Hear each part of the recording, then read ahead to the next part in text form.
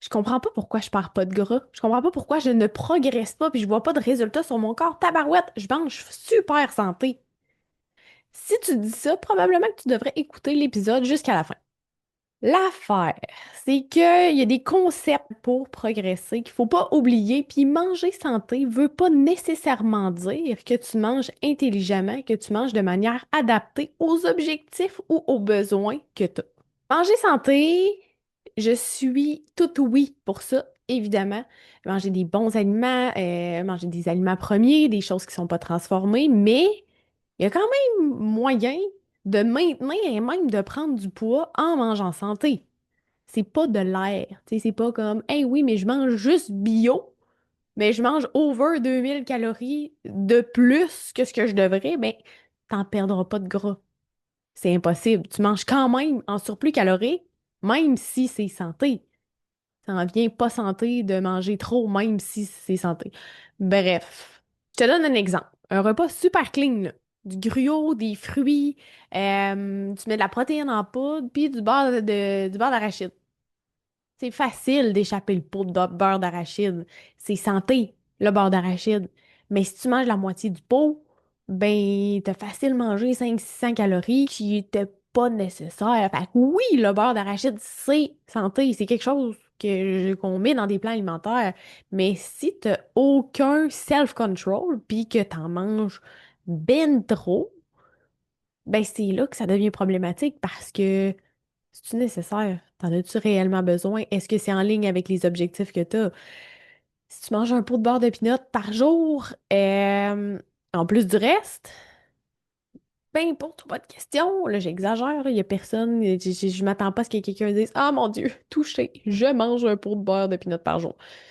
Je dis pas que c'est ce que tu fais, mais on exagère un peu pour caricaturer, mais tu comprends ce que je veux dire que si tu exagères sur des choses comme ça qui sont très caloriques, même si c'est santé, tu ne progresseras jamais. Un autre exemple, yogourt grec, tu peux de protéines, tabarouette, je vais chercher mes protéines, granola. Granola. Ça a-tu l'air santé, ça, hein, quand on dit granola? Est-ce que vous avez déjà remarqué, peu importe là, c'est quoi la marque, là, même si c'est écrit santé, même si on va en parler ça tantôt, des pièges, avec le marketing, des pièges sur les étiquettes. Mais peu importe la sorte, avez-vous déjà été plus loin que menu bleu? C'est écrit santé dessus. C'est des granola, granos.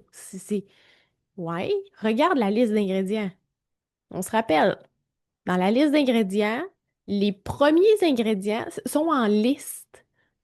Les ingrédients dans un produit sont en quelle quantité? Fait que si ton produit, exemple, commence avec amande. Puis ensuite de ça, c'est peu importe, là, grains, whatever.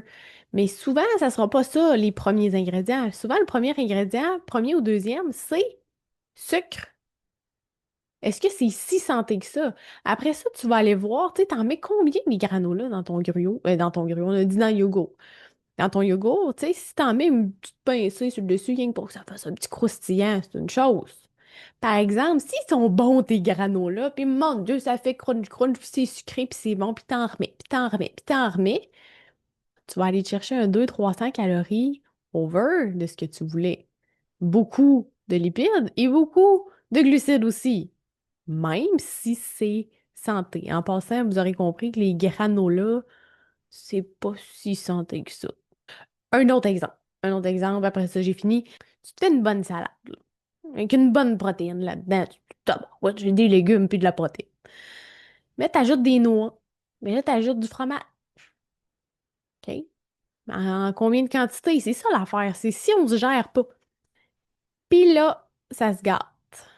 La vinaigrette.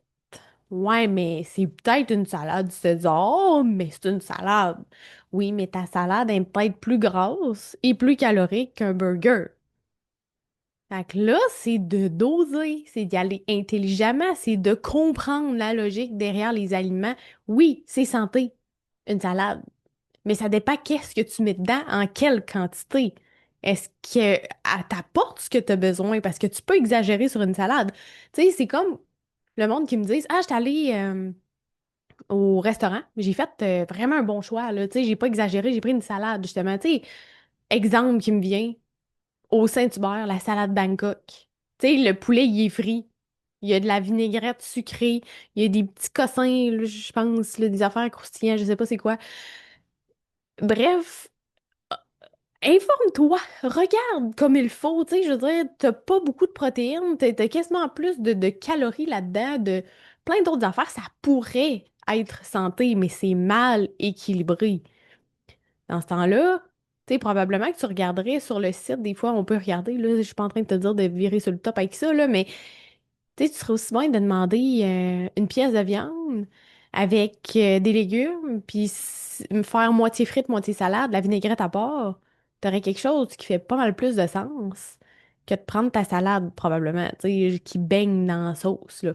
Ou, si tu prends ta salade, ben, tu sais, fais un extra viande, demande la vinaigrette à part. Déjà, t'as plus un contrôle sur ton assiette. Mais bref, là, c'est un tout autre sujet, mais c'est de garder cette logique-là, de garder ce fil conducteur-là de oui, manger santé, mais il faut manger intelligemment quand on mange santé quand même. Puis garde aussi en tête, en reprenant l'exemple du beurre d'arachide, ton corps, il en a rien à foutre que ton beurre d'arachide soit naturel. Tout ce qu'il comprend, c'est qu'il y a 100, 200 calories de plus dans ta cuillère. Donc, sachant ça, le vrai problème, c'est que tu penses que tu manges santé, mais tu pèses rien. T'as aucune notion de qu'est-ce que je me mets dans le corps. Autant parlant de macronutriments que parlant de calories. OK, c'est santé, mais encore, si on va plus loin que ça, qu'est-ce que je mange exactement? Qu'est-ce que j'ingère? Ça, c'est important aussi. Parce que, encore une fois, si tu écouté les autres épisodes, j'en parlais dans le dernier épisode, je pense.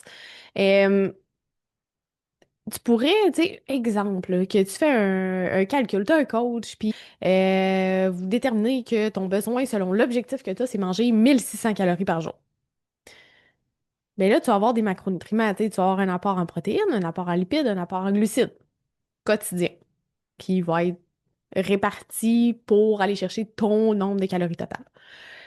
Tu pourrais respecter ce nombre de calories-là, à peu près ces macros-là, en mangeant des aliments qui sont pas santé, pas sain, genre du McDo. C'est l'exemple que je donnais dans l'autre épisode.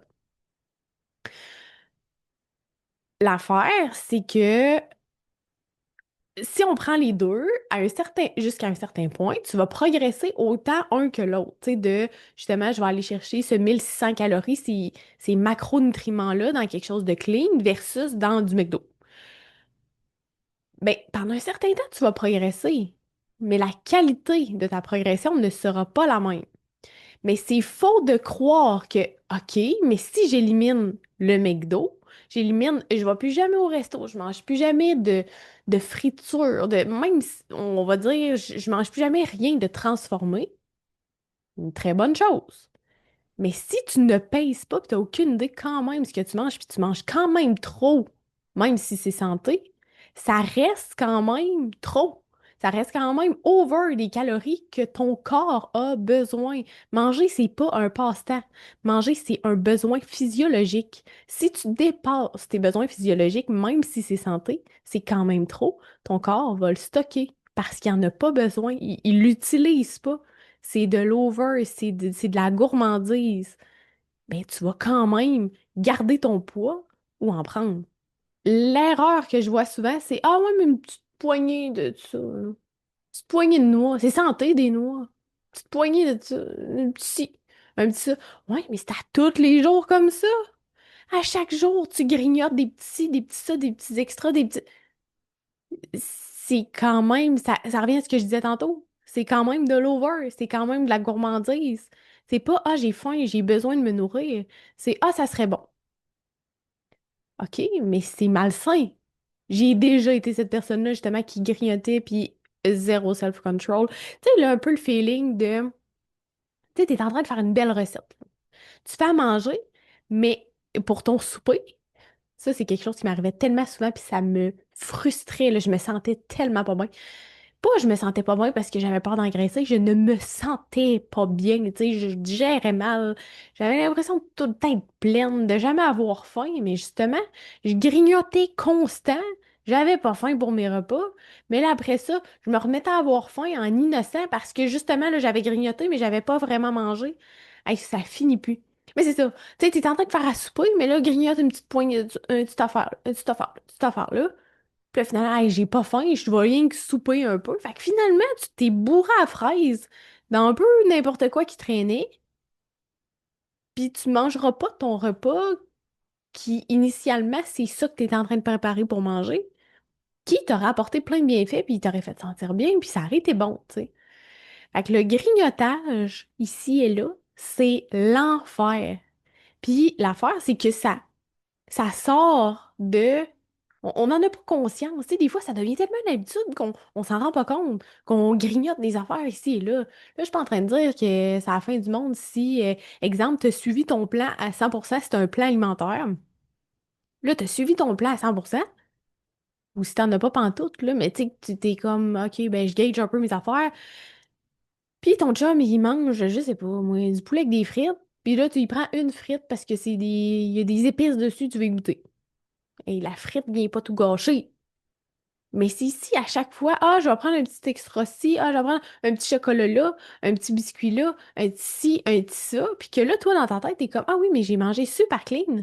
J'ai suivi mon plan à la lettre, mais t'oublies tous les extras. Tu n'as pas suivi ton plan à la lettre. Il y a beaucoup de petits plus, tu sais, les petits caractères en bas là, du contrat qu'on a comme oublié de mentionner. Et si t'as pas de structure, t'as pas de repère, ben ça va continuer comme ça. Puis si tu as un plan, mais que tu continues de faire ce genre de choses-là, mais pourquoi? Pourquoi tu as un plan? Pourquoi tu as pourquoi tu un objectif? Pourquoi tu te fais un plan de match pour atteindre cet objectif-là si tu ne suis pas le plan de match? C'est un peu ridicule. Puis j'aimerais ramener aussi, dans l'autre épisode, je parlais un peu d'alimentation intuitive, tu sais, de manger au feeling. Ah, mais je feel que j'ai besoin de ça. T'as probablement pas besoin, probablement juste envie. Est-ce que tu as déjà analysé tes besoins réels? Est-ce que tu comprends c'est quoi avoir, comment je pourrais dire? Est-ce que tu comprends c'est quoi ton métabolisme de base? Est-ce que tu comprends c'est quoi ta dépense énergétique? Est-ce que tu comprends que c'est un mélange des deux qui va déterminer, selon l'objectif que tu as, quel serait l'idéal par rapport à ton apport calorique? Ensuite de ça, ce, les calories, c'est de l'énergie. Cet apport énergétique calorique-là, comment aller le chercher au bon endroit? Tu sais, les macronutriments, c'est bien beau, protéines, lipides, glucides, mais je veux de quoi, où? Là, si je m'entraîne au gym, ben, tabarouette, qu'est-ce que j'essaie d'avoir autour de mes entraînements pour favoriser justement mes résultats, me sentir bien, avoir de l'énergie? Parce que c'est ça aussi, oui, peut-être que tu veux perdre du gras. Mais tu veux te sentir bien. C'est normal des fois d'avoir un peu faim en perte de gras, là, on se mentira pas ici. Mais tu veux pas non plus devenir un gros légume. Parce que l'affaire, c'est que si tu as un trop gros déficit calorique aussi, mais tu vas te nuire. Fait que si tu manges pas assez, tu progresseras pas. Assez des bonnes choses. Puis si tu manges trop, tu progresseras pas non plus. Mais là, comment on fait pour aller déterminer ça? Si t'as aucune idée de tes besoins, de quoi faire, tu peux pas dire que t'es sur un plateau. T'as aucune idée de ce que tu fais. T'es pas sur un plateau. T'as pas de structure. T'as pas de plan de match. C'est ça qui se passe en réalité. J'ai fait une petite liste d'aliments qui sont santé, d'aliments pièges en fait, qui sont santé, mais trop souvent surconsommés, qui font en sorte que tu vas aller buster tes calories, que tu n'arriveras pas à perdre de gras, que tu n'atteindras pas tes objectifs, puis que tu vas être frustré, puis que tu vas recommencer à manger de la junk parce que tu vas te dire, manger santé, c'est de la merde, ça marche pas. En tête de liste, j'en ai parlé déjà, mais beurre d'arachide, ben, le beurre de noix en général, le beurre d'amande aussi, tout ça, c'est santé, oui, c'est des noix. Tu sais, des noix aussi, justement, c'est ce que j'ai mis en deuxième. Mais l'affaire, c'est que c'est très calorique, c'est très dense en calories. Puis non, le beurre d'arachide, ce n'est pas une source de protéines. C'est une source de lipides. Les lipides sont très denses en calories. Fait que, tu sais, aller chercher 100 calories de beurre d'arachide, c'est tout petit. C'est ce qu'on veut dire par densité calorique. Pour une petite cuillère, tu peux facile avoir 100-200 calories dans une cuillère de beurre d'arachide. Mais chercher 100-200 calories, exemple, dans du poulet, ou mais mieux que ça, dans des légumes. Parce que des légumes, c'est bon, là. Ne te limite pas dans les légumes, mais on s'entend que c'est pas de l'air. C'est un peu comme une livre de plumes, une livre de roche. Une livre, c'est une livre, mais tu vas en avoir un qui est beaucoup, ça va te prendre beaucoup plus de plumes pour que ça pèse une tonne versus le volume de roche que ça va te prendre pour peser une tonne. Même chose si on compare du beurre d'arachide puis des concombres. Des carottes, mettons. Un petit peu plus calorique parce qu'il y a des concombres. Jésus-Marie, c'est de l'eau. Mais c'est ça, ça va te prendre beaucoup, beaucoup plus de carottes pour atteindre, exemple, 100 calories que de beurre d'arachide. Fait que le volume que ça prend, c'est moins gros, c'est une plus petite quantité, autrement dit, pour beaucoup de calories versus beaucoup de quantité pour le même nombre de calories. Ensuite, bien évidemment, j'en ai parlé tantôt, ça aussi, mais les granolas. Les granolas, c'est beau. C'est... L'idée est belle, des granolas, mais c'est pas si santé que ça. C'est souvent très sucré, contient beaucoup de lipides, beaucoup de glucides, puis on exagère souvent beaucoup aussi. Les smoothies, c'est facile ça aussi, parce que dans les smoothies, tu mets quoi? Tu vas mettre des fruits, tu vas mettre du yogourt, exemple, du lait, mettons du lait d'amande. Bien souvent, tabarouette, t'as des bons goûts, on va mettre du beurre de pinot, du beurre d'arachide, du beurre d'amande. C'est là que ça dérape un petit peu souvent. Oh, je vais mettre des petites noix. Oh, je vais ajouter petite affaire, une autre affaire. Fait que finalement, c'est là que c'est comme, ah, une petite affaire, une petite affaire, une petite affaire, ça devient comme, on va les chercher là, les extras. J'en ai parlé tantôt, mais les salades fancy, de comme, ah, je vais mettre des noix, je vais mettre une belle petite vinaigrette que je vais me faire, je vais l'avocat, on va se mettre le petit fromage. Ah ouais, mais tu sais, il n'y a rien là, juste un petit peu de fromage. Ouais, mais finalement, on exagère un petit peu, puis on en met un petit peu plus. Fait que là, c'est encore là, c'est un amalgame de tous ces petits extras-là qu'on va exagérer, qu'on va mettre en trop grande quantité. Ah, mais il faut que ça goûte, c'est sec un peu, ma salade. Fait que je vais mettre un petit peu plus de vinaigrette. Même si, justement, elle est faite maison, ta vinaigrette, si t'exagères, c'est quand même trop. J'ajouterais à ça aussi les produits pièges santé, mais, avec un mais, les produits naturels, les produits bio, les genres de collations, snacks qu'on va trouver au Shop Santé.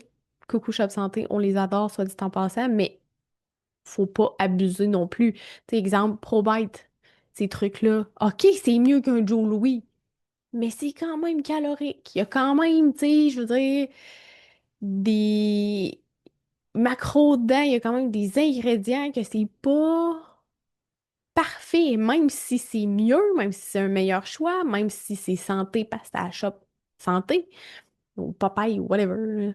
Euh, c'est de pas oublier que, OK, tu sais, exemple, les mythes des squares. Il y en a souvent qui me disent, ah, mais des squares, c'est dans l'allée bio, dans l'allée des affaires santé. Fait que c'est correct si je m'enclenche deux, trois, tu sais. Non. Il y a quand même du beurre d'arachide dedans. Qu'est-ce qu'on a dit tantôt? Dans 100 calories.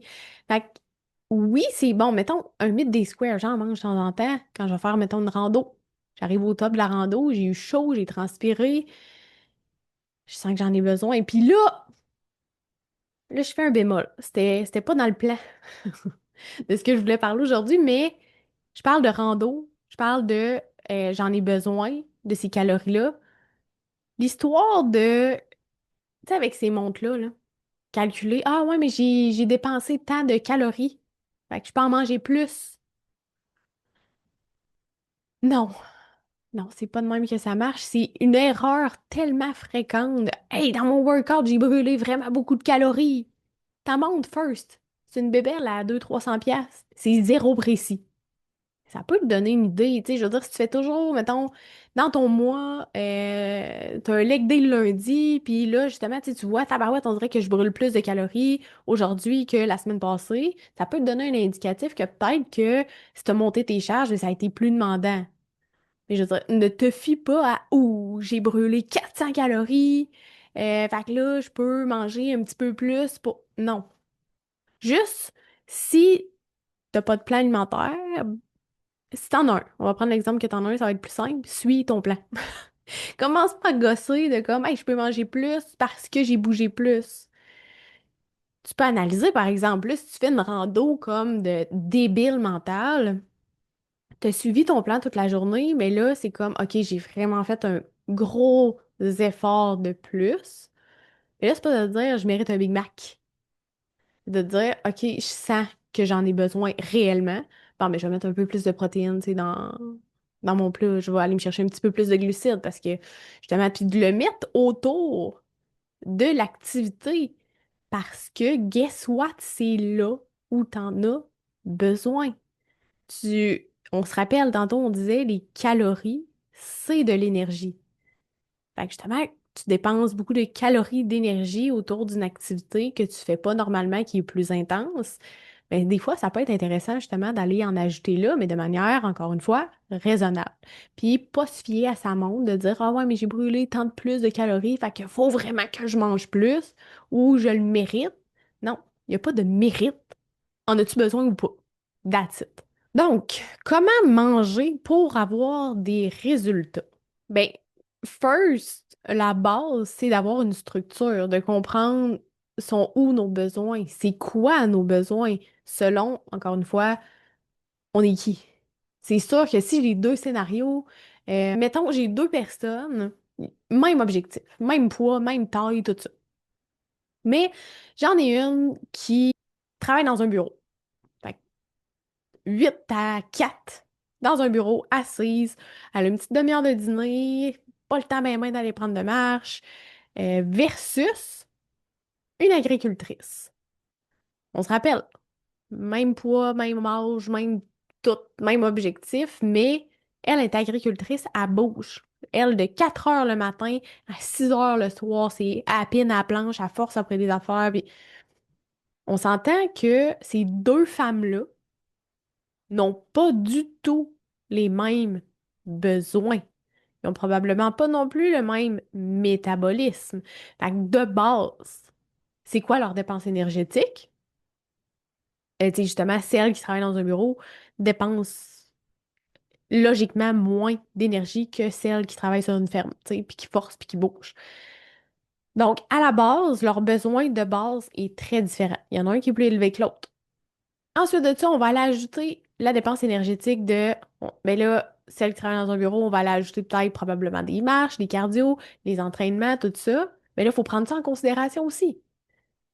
Donc là, on va s'ajuster, il faut déterminer le besoin selon l'objectif, selon la réalité, selon le métabolisme, selon tout ce que je viens de dire. Puis c'est là qu'on va aller déterminer aussi, ben, il est où le déficit? On n'en veut pas un trop grand. On veut pas être en maintien, puis on veut pas être en surplus non plus. Sinon, l'objectif de perte de gras, on va jamais le rencontrer. Ensuite, ben, évidemment, là, on a un plan de match. On s'est fait une structure selon les besoins. Ensuite de ça, ben, on veut être constant. C'est pas vrai que, exemple, tu sais, c'est souvent ce que je vois aussi, on est pressé d'avoir des résultats, puis on se dit, ah, mais si je mange santé pendant 2 semaines, que j'aille une structure ou pas, si ça marche pas tout de suite, c'est de la merde. Je lâche, je me décourage, puis je me dis que ça fonctionne pas pour moi. L'affaire, c'est que ça fait combien de temps? Faut analyser comme ça fait combien de temps, justement? Ça t'a pris combien de temps accumuler ce poids que tu as en surplus-là que tu veux perdre actuellement? Ça fait combien de temps que tu as des habitudes de vie qui t'ont mené là? Puis que là, tu essaies de le changer. Fait que si ça t'a pris 3, 4 ans, des fois c'est plus. Mettons qu'on dit 3 ans. Ça t'a pris 3 ans pour prendre ce poids-là à cause des habitudes de vie que tu as, donc tes habitudes alimentaires. Puis là, tu t'attends à, en un mois, tu vas avoir des résultats de malade mental, tu vas avoir un six-pack, tu vas avoir la shape de tes rêves. C'est pas de même que ça marche. Puis, chaque personne, dépendamment de ton assiduité, tes résultats seront pas les mêmes. Dépendamment de comment tu réponds aussi, dépendamment de comment tu es transparente envers toi-même, parce que, comme je disais tantôt dans l'exemple, si tu dis oui, oui, oui, moi, j'ai un plan alimentaire, je le suis, mais tu oublies les extras autour du plan que tu ne calcules pas, tu ne respectes pas ton plan. Tu ne respectes pas le plan de match.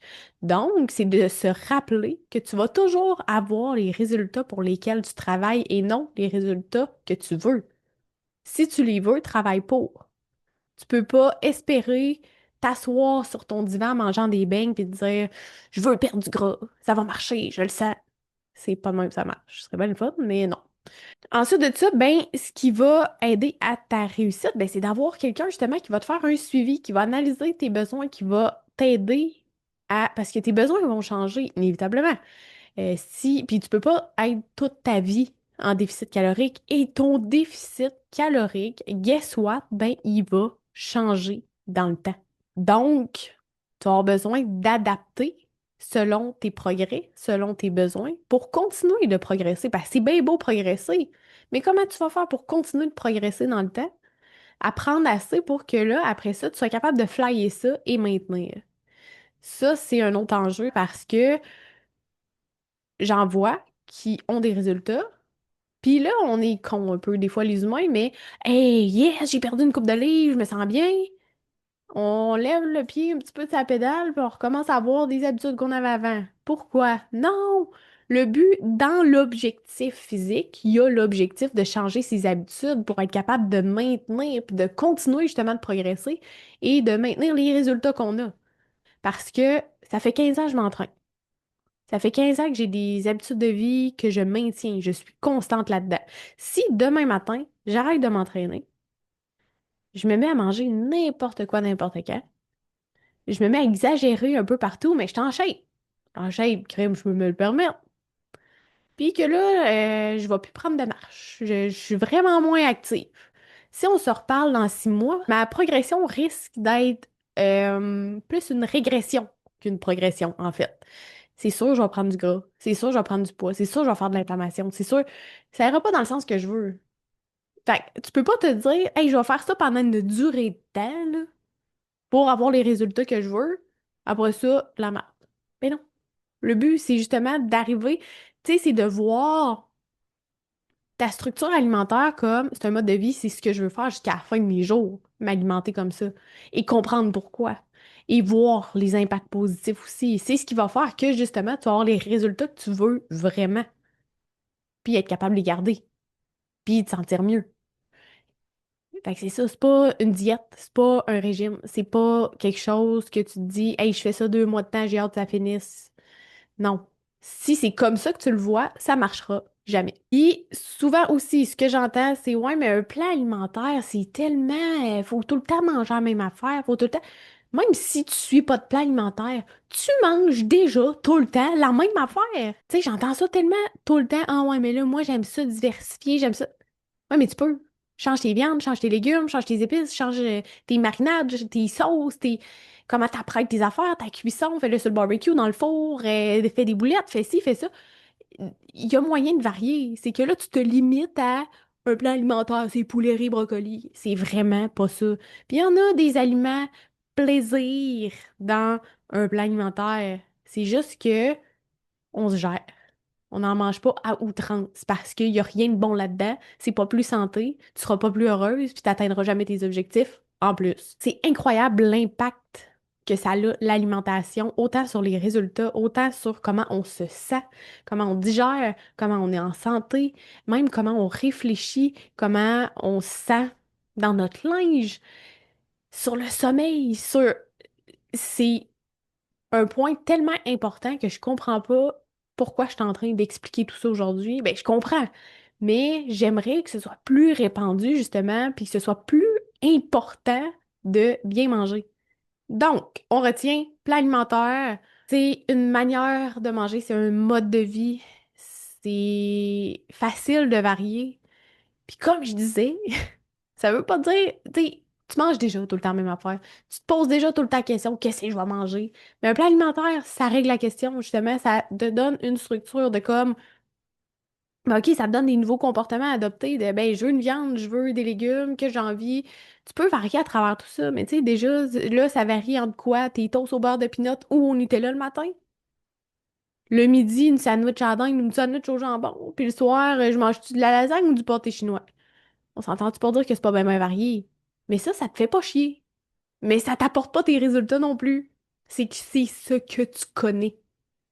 Ce qui est difficile, c'est pas suivre le plan alimentaire, c'est pas ça qui est restrictif, c'est apprendre des nouvelles choses. C'est du jus de cerveau de justement faire différent que de faire ce que tu es habitué de faire déjà. Parce que c'est ce qui est naturel en ce moment, mais c'est ce qui t'a mené à vouloir changer.